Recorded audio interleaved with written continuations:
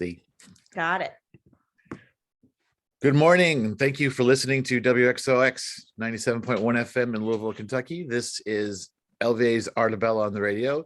Although as of this recording, or as of this air date, we are changing our title to Artists Talk with LVA. And our first guest under our new title is Skylar Smith, who is an artist and curator. So I'll read the full bio here.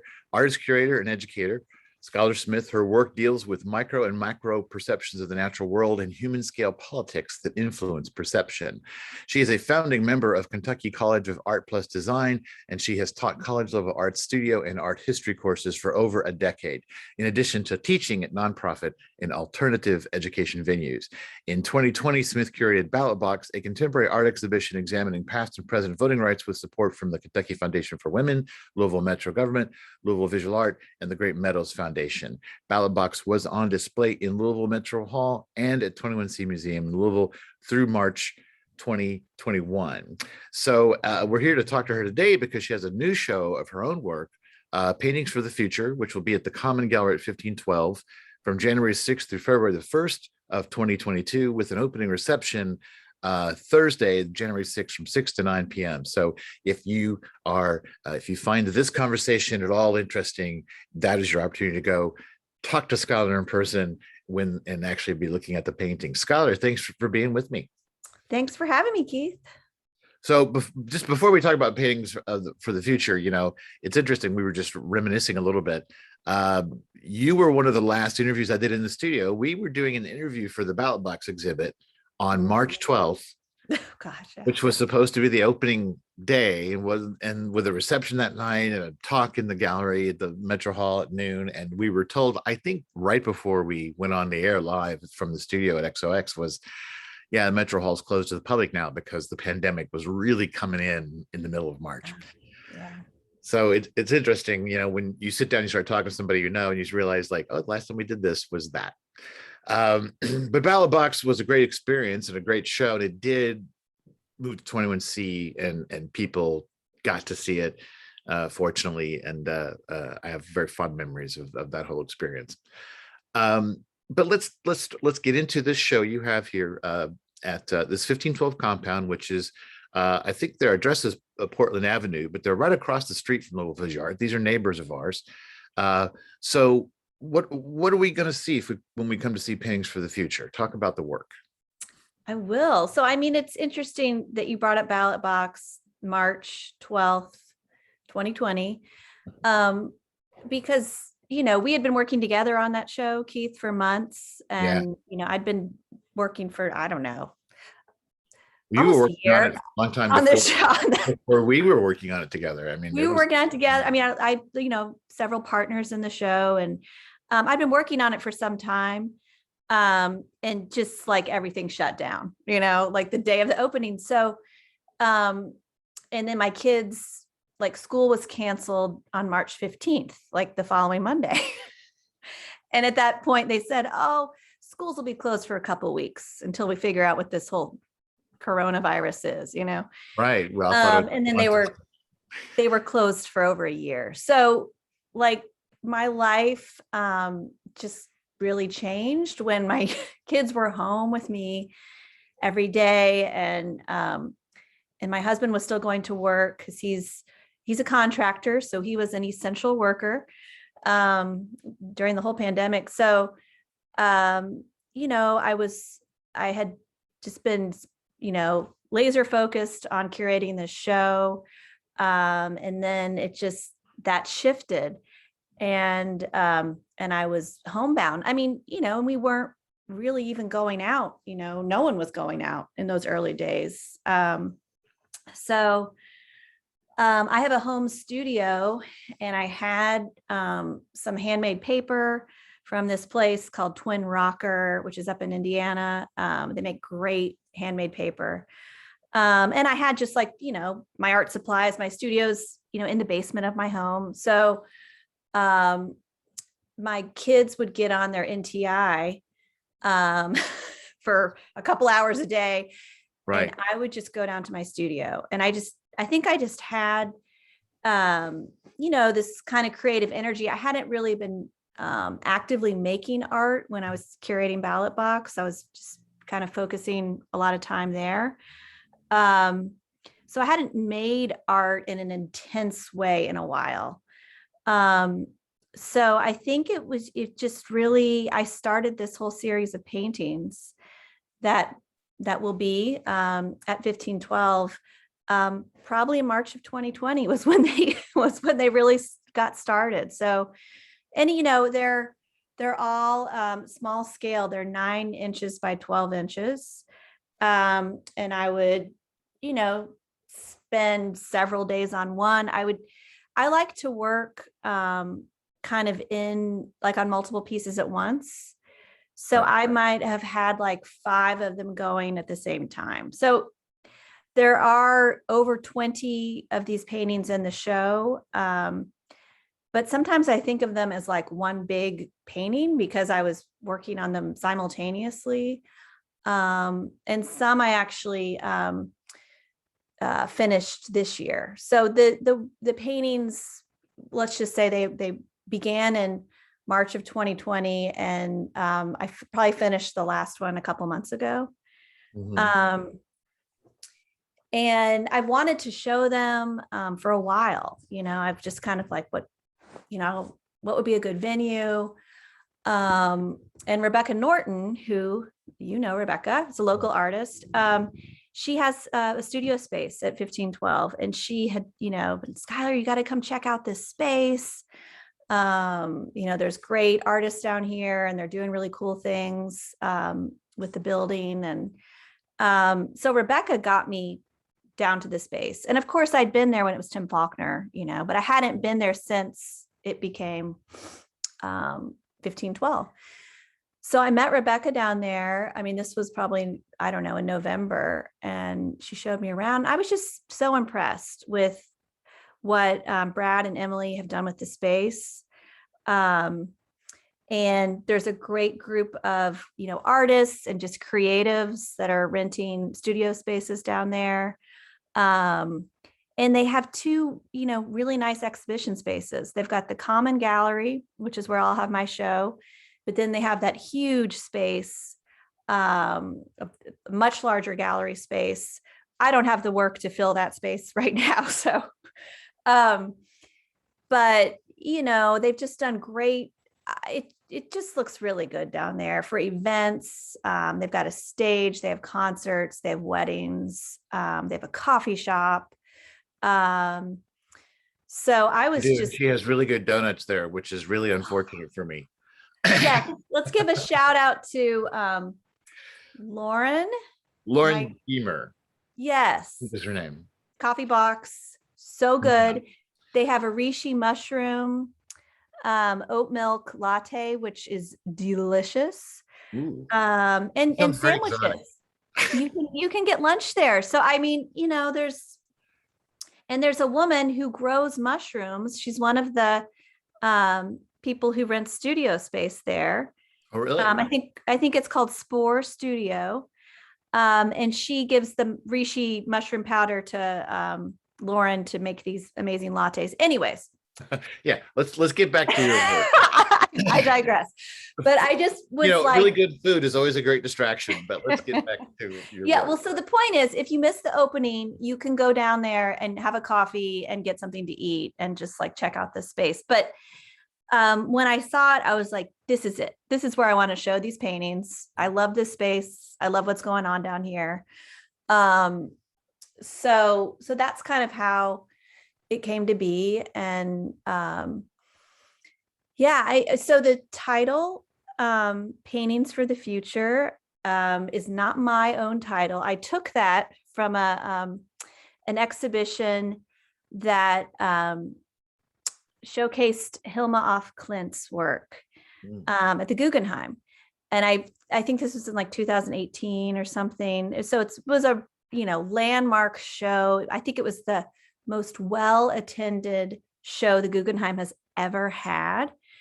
And Hilma af Klint, for those of you who have not heard of her, she's very well known now. I think after that show, so many people became aware of her work. But She was a female abstract painter working in the early 20th century in Sweden, making these huge abstract paintings that often came from these seances she would have, where she would communicate with dead people.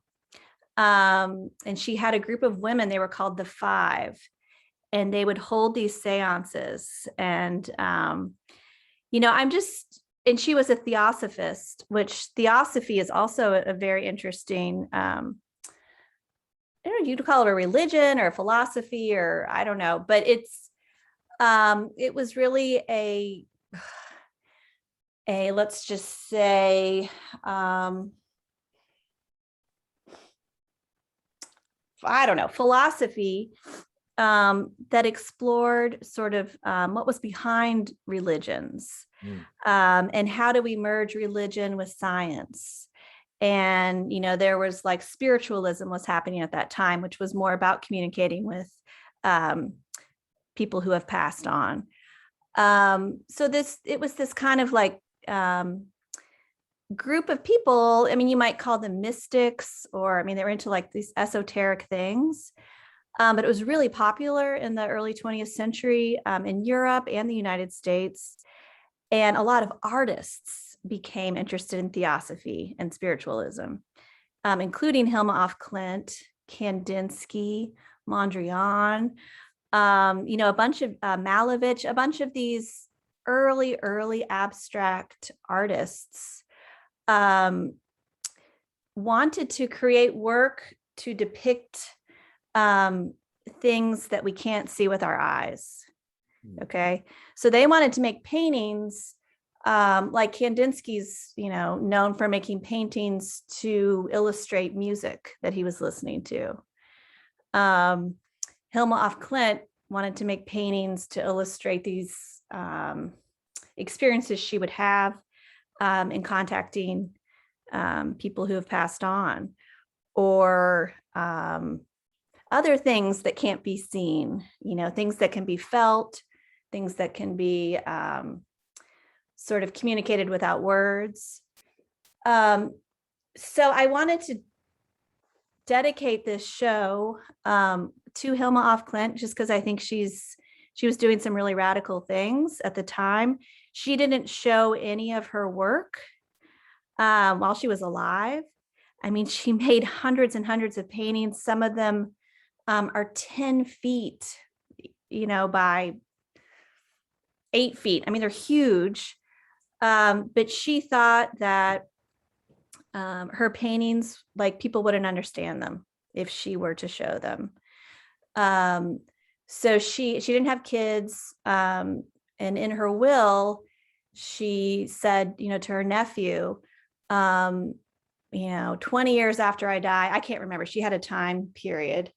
I want you to exhibit my paintings in a circular building, the shape of like a nautilus shell. Yeah. Of course, the Guggenheim hadn't been built at that point, right? So, so I don't know if she had a premonition about like that this building would exist to show her art. But that's how that show came to be. And I guess I relate to her. I relate to these early abstract artists, just in kind of what they were trying to do with their work, to show things that we perceive in other ways, beyond just like the visual. So when you say paintings for the future, when you talk about your work, are you trying to look into the future, or are you just trying to connect to these sort of different ways of perception that we're not always aware of? Yes. Both. I Because just that will like allow that. us to perhaps see our future. Yeah. I like that title. And then I think about the world we're in right now, with the pandemic, and we don't know what like next week's going to be like. We don't, like, what is the future? In terms of where we are with COVID, I do think it's definitely shifted, the way I think about time and like what next month will be like. I mean, we make all these plans. We still make plans because that's what people do. But we know now whatever plans we make, well, maybe I'll get to take that trip in a month. Maybe I won't. I mean, everything is it's definitely, I think pre-COVID, we had an illusion that we were in charge of like what we were doing with our lives, and we'll make these plans and it's going to happen. And of course, we never had that control to begin with, but I just think, COVID has shown us so many things, but that's one thing, just that we can't count on the future, whatever Right. imagined future we might have. I think the illusion is that we can somehow master nature, when it's a great reminder that nature will master us. Yes. We're not in charge. Yes. We never were. So I like that title. I like that the show's in January and it's 2022. Like, what's 2022 going to be, Right.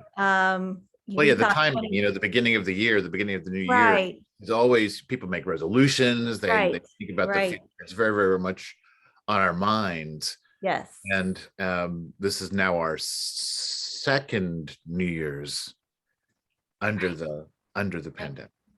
Right. And we thought vaccines were all going to be good. And we're finding out that as important as they are, nothing's a guarantee.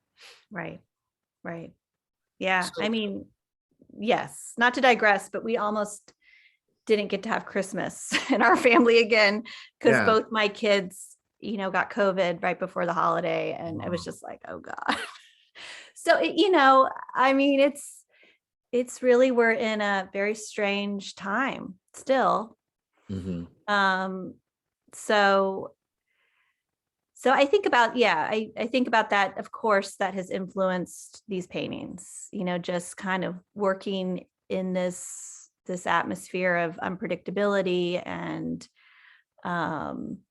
tentativeness, for like what tomorrow will be or next month or next year. But one thing I guess I realized I could control was what was happening in this, 9x12 format, at my studio and my, that was one thing I could like go down into my studio and just spend a couple hours a day with these paintings. And that, I will say, like working on these paintings, I remembered like how therapeutic art is. And just like I felt so much better after being down in my studio and making this work. So that was another realization, was just how healing art can be, for both the maker and the participator and the, I mean, just all around. So I started to say, like, in those like early days of the pandemic, like I was like, I think art is really saving my life right now, because it's just making me feel more hopeful and emotionally stable, just to be able to create something. Sure. So that's a part of this work. And I think a lot about like Carl Jung, he was really into creating mandalas himself, and his patients would create these like abstract, artworks. And he felt like, you could interpret these artworks and get insight into like the person's psychology and that sort of thing. But he saw how therapeutic just the making of, I mean, he called them mandalas, which relates to an Eastern practice, but I was thinking about that also, just making these non-representational abstract pieces.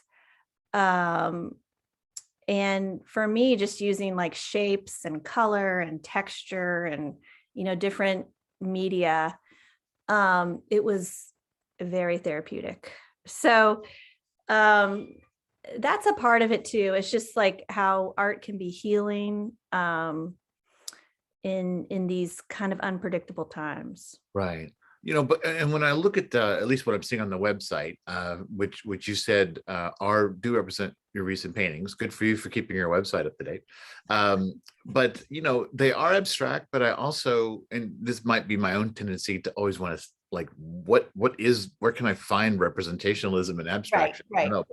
But there do seem to be, and based on what you're saying, I bet that they are intentional. Some of the paintings almost look like they are. It's like we're looking at the planets. We're looking at.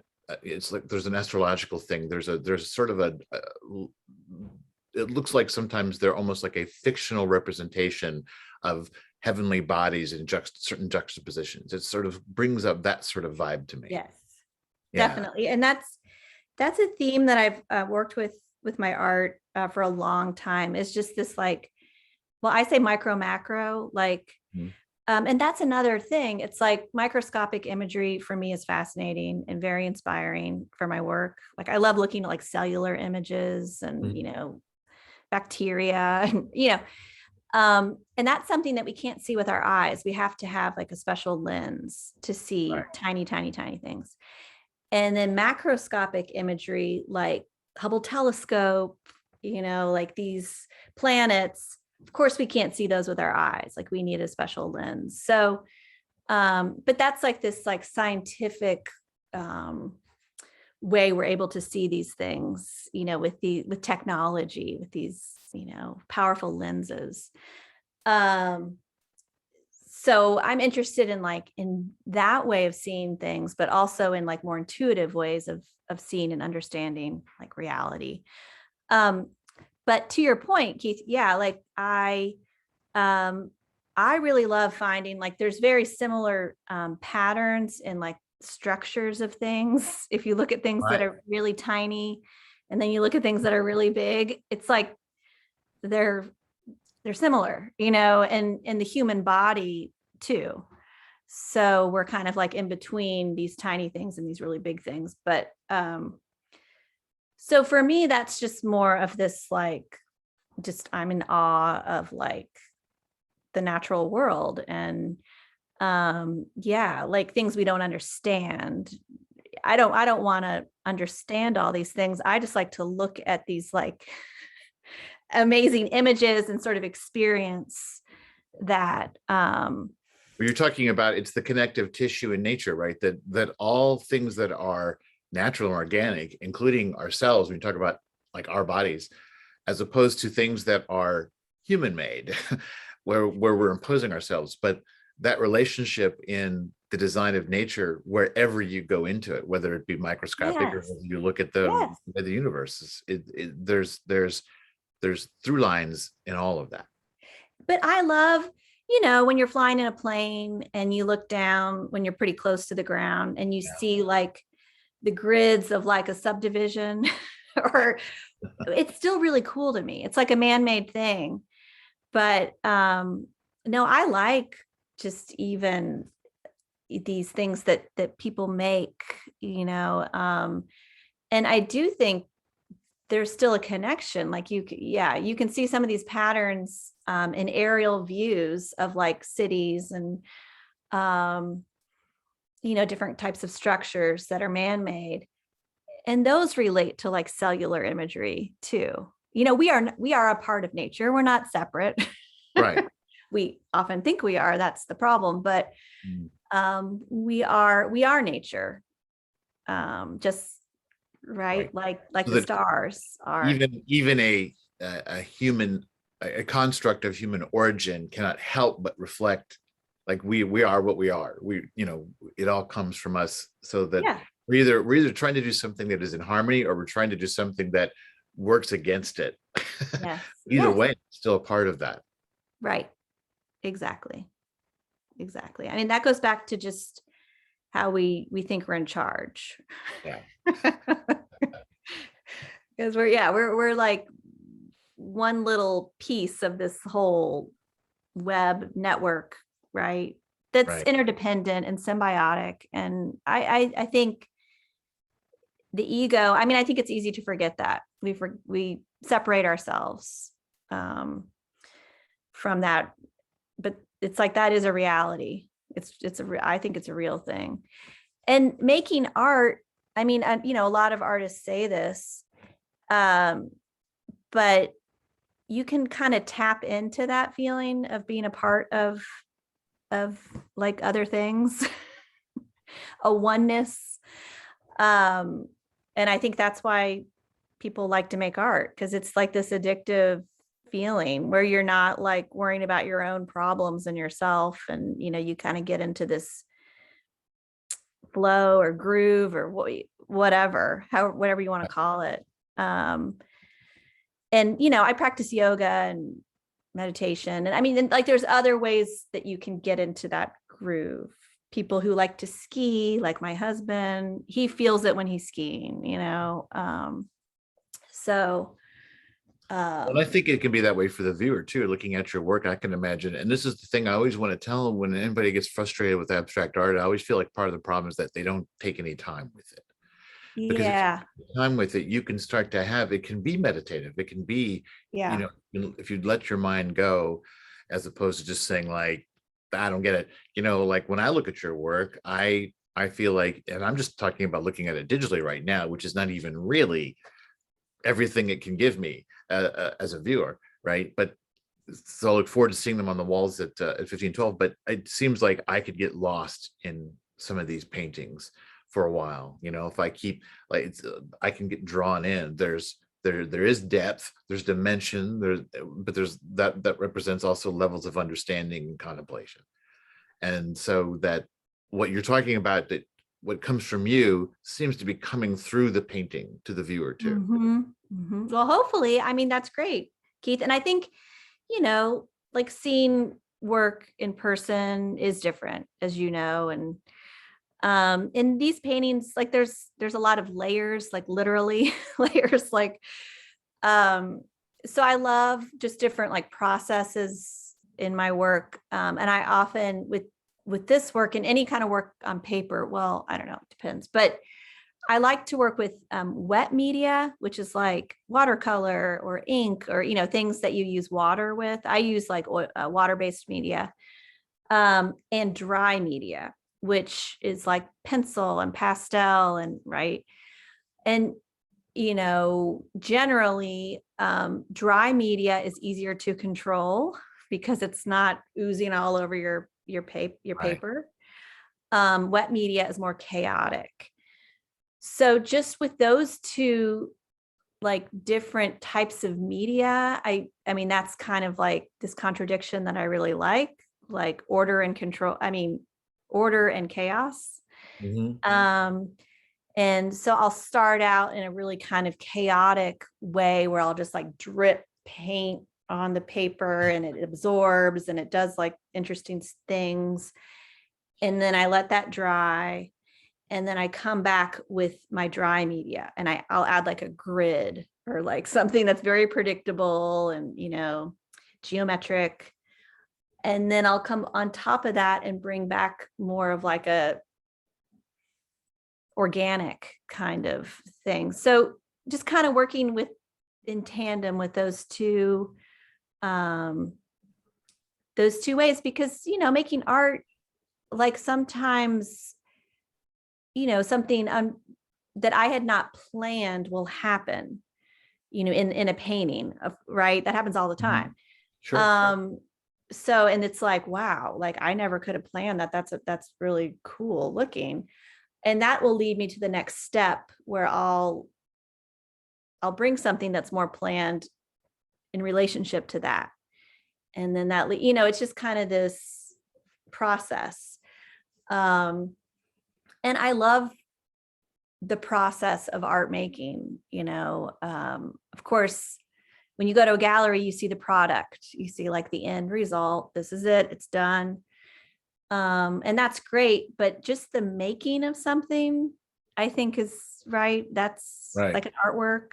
And always thinking about the result, like how is this going to look? Who's going to buy it? Are people going to whatever? that can kind of really change the making part when you're worried about the result, or you're thinking too much about the result. So, and I'm a teacher, and so I try to like talk to my students about that, because often they won't take risks. They don't want to mess it up, and I'm like, don't worry about it. Just, you're going to make like 50 of these drawings. Okay. So if like 10 don't work out, that's okay. But I think that's something that we learn as artists is like, don't make it so precious that you won't take a risk and try something weird that you've never done before, like and I'm not a spring chicken. So I'm like, life's too short to, who cares? Like, no one's going to die if I make a weird painting, like, and I'll learn something from it. I mean, there's lots of paintings in this show that I'm not showing because I'm like, I don't like that one, like I made a lot of these little paintings, right? And I've sold some, which is great. But I'm showing not all of them in this exhibit, because I'm still working on some, and some aren't ready to, I'm not ready to share them. So. Well, I always think it's fascinating to hear artists talk about process. I think it's the great value of the show, because like you say, in the gallery, some people get it, some people understand. Certainly other artists and creatives that will come to see will have some idea about the process, but I think it's very important to know about that process, and listening to you talk about it, I think the success of the paintings really comes from that tension you're talking about between the two mediums. It's interesting how you talked about between the two mediums, but then how that becomes the conflict between order and chaos, which is maybe the most fundamental observation about existence. That it's always about order and chaos. Yeah. And you can apply that to almost anything that we're experiencing in our world. I mean, we want order, COVID provides chaos. Yes. So Yeah. it's there in every kind of level. Skylar Smith, thank you so much for being with me today. I want to remind everybody that what we're talking about is Skylar's new exhibit, Paintings for the Future, which will open at the Common Gallery at 1512 in the Portland neighborhood on Portland Avenue, Thursday, January 6th, with a reception 6 to 9 p.m. And as Skylar pointed out, which I've said a million times on this show, you can go to her website, and that will entice you to go see the real work in person, because that is how work should be seen. Go to the galleries, always go to the galleries. It will be up through February 1st. So you've got the whole month of January if you can't make the exhibit, but make the exhibit and ask Skylar the questions that I didn't think to ask her today. I didn't give you a chance to ask. Well, I really, a successful interview is that you hear me less than the artist. That's the whole point. So, but thank you so much, Skylar. Thank you, Keith.